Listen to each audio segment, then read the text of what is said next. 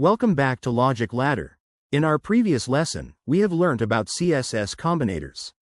Today, we're diving into one of the most important concepts in CSS, the box model. This lesson will help you understand how spacing, borders, and content interact in every HTML element.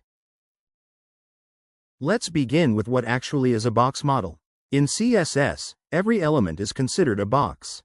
The box model defines how the size of that box is calculated, from the innermost content, to the padding, border, and finally, the margin. Let's look at a visual example. Here you can see how everything wraps around the content. The content is the actual text or image. Padding adds space inside the box, border wraps around the padding and creates a border, and margin creates space outside the element. Now let's talk about padding. Padding is the space between your content and the border of the element. You can think of it like the inner cushion of a box. It gives your content some breathing room before it touches the edge. Let's visualize it. Imagine this box. The content is in the center, the blue area around it is the padding, and finally, the border wraps around it all. Look at this HTML and its output carefully. There is one content without any padding. The other content has padding applied. When we apply padding, 30 pixels, the content moves 30 pixels away from the border in all directions. The bigger the padding, the more space inside the box. If you want more control, you can use individual properties like padding top, padding right, padding bottom, and padding left. These can be helpful when only one side needs space. Look at this CSS. This div has different paddings applied on each side. You can also set different padding values for each side of the box. This shorthand format follows the clockwise order: top, right, bottom, and left. If the padding has 4 values, the first one is the value for top, second for right, third for bottom, and fourth is the value for left padding. If the padding has 3 values, the first one is the value for top, second for right and left, and third value is for bottom padding. If the padding has 2 values, the first one is the value for top and bottom and the second one is the value for right and left paddings. If the padding has only one value, it means that all 4 sides have the same value of padding. Now let's talk about margin. While padding creates space inside the element, margin creates space outside the element. It helps separate one box from another. In this illustration, the space between the 2 boxes is called the margin. It keeps the boxes or different elements from touching each other. Now look at this HTML and its output. There is one element with no margin. The other element has a margin of 20 pixels, so it is moving away from the first element by 20 pixels. Similarly, like paddings, you can set margins for individual sides using margin top, margin right, margin bottom, and margin left. In this example, the div has different margins set for all 4 sides. Just like padding, we can use the shorthand method for margins. This follows the clockwise pattern: top, right, bottom, and left.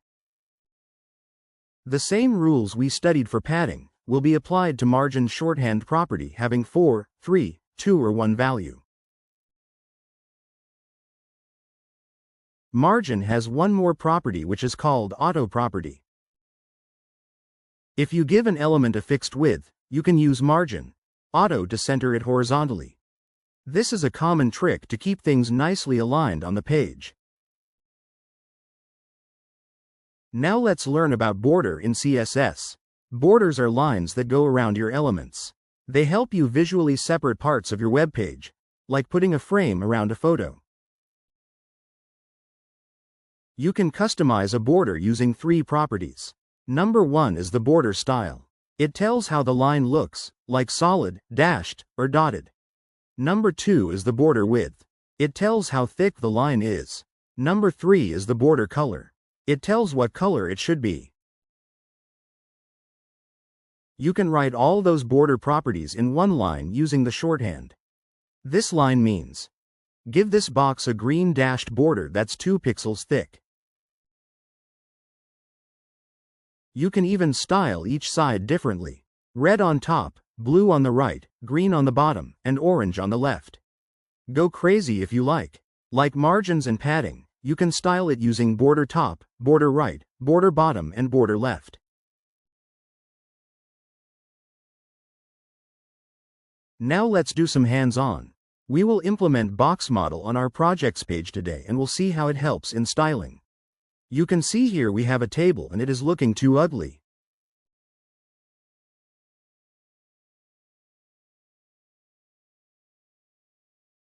So let's move to the CSS style sheet. I am adding a comment here for better readability. Let's first style the table tag. I am using element selector here to style the table tag. Let's start with the implementation of border styling. I am using the shorthand property of border. Giving it a border width of 2px, style is solid and choosing a color from my theme palette.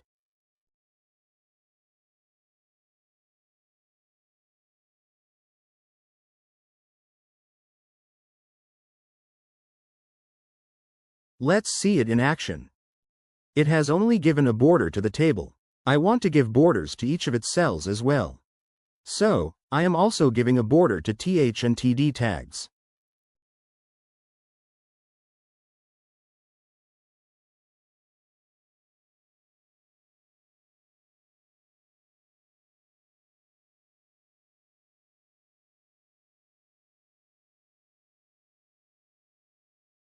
Let's see what it does to our table. Refresh the page and see it in action. It has given borders to our cells, but all cells have individual borders. I don't want it to style it like this. I want to style it with only one border between each cell. For this we have a property. You can see it in mentioned link in CSS table styling. This property is called border collapse. Let's use it in our table and see how it works. Looking cool now. This is what I wanted. But don't you think, this table is looking too small and congested? I want to give spacing inside each cell so that it looks spacious and covers the web page. So we will add padding to give space inside the cells. The more the padding, the more the space will be.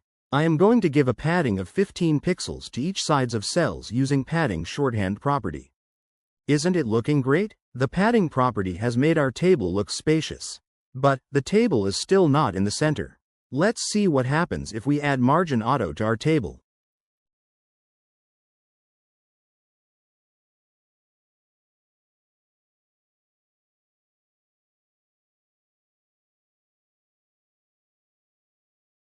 The margin auto is used to horizontally align the element in the center.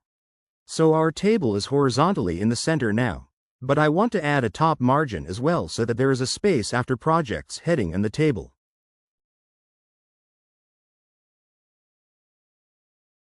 But you can see that top margin property is not working with margin auto property. So, we need to remove margin auto here in order to use margin top. Let's use a shorthand property of margin and give a same margin to all sides.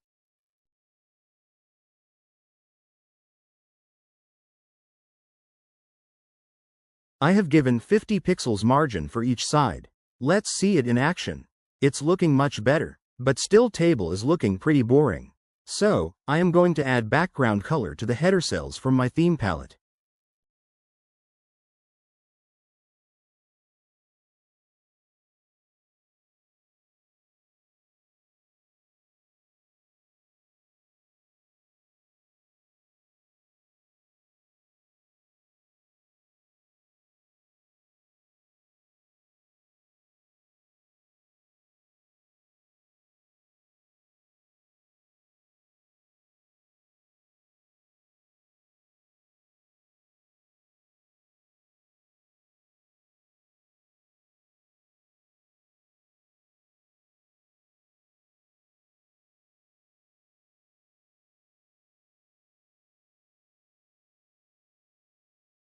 It's looking much better now. But I am sure you will style your portfolio site more beautifully using all the properties we have learned today. Now it's your turn. Practice padding, margins and borders from the mentioned links in the description. Apply paddings, margins and borders to style your portfolio website.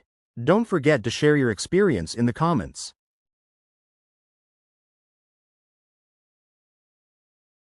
Today we have learned: what is a box model? What is padding, margin and border? Shorthand properties of padding, margin and border. And apply padding, margin and border to our portfolio website.